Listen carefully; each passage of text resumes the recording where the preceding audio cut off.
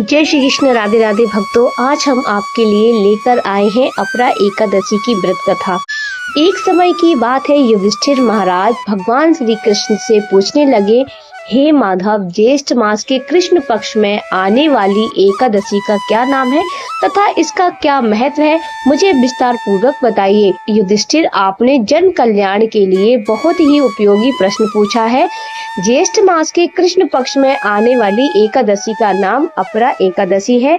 यह एकादशी प्रेत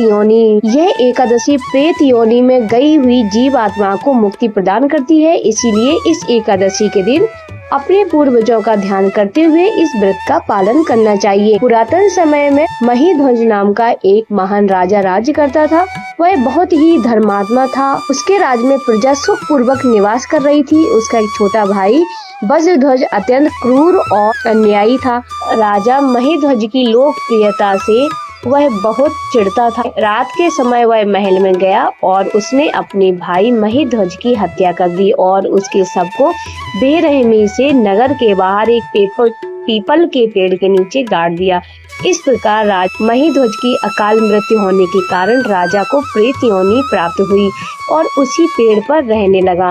वह आने जाने वालों को परेशान करने लगा तथा इधर उधर भटकने लगा। एक समय ईश्वर की इच्छा से महान ऋषि उसी पीपल के पास से गुजर रहे थे। तब उन्हें उस प्रेत के होने का आभास हुआ। अपने तपोबल से उन्होंने उस प्रेत को देखा और यह भी जान लिया कि उसकी यह दुर्दशा कैसे हुई। उदार मन वाले ऋषि ने प्रेत की योनि में रहने वाले राजा को नीचे उतारा और करुणा से वशीभूत होकर ऋषि ने राजा को प्रेत योनि से मुक्ति प्रदान करने हेतु अपरा एकादशी का अनुष्ठान किया और उन्होंने एकादशी का पुण्य फल राजा को अर्पित कर दिया। इस पुण्य फल के प्राप्त होते ही राजा महिध्वज की प्रेत योनि से मुक्ति हो गई और वह ऋषि को धन्यवाद देते हुए दिव्य विमान में विराजमान होकर बैकुंठ को चले गए। कथा को समाप्त करते हुए भगवान श्री कृष्ण कहते हैं, हे युधिष्ठिर, जो भी व्यक्ति अपरा एकादशी का श्रद्धा और निष्ठा पूर्वक पालन करता है वह असीमित पुण्य संचित करता है।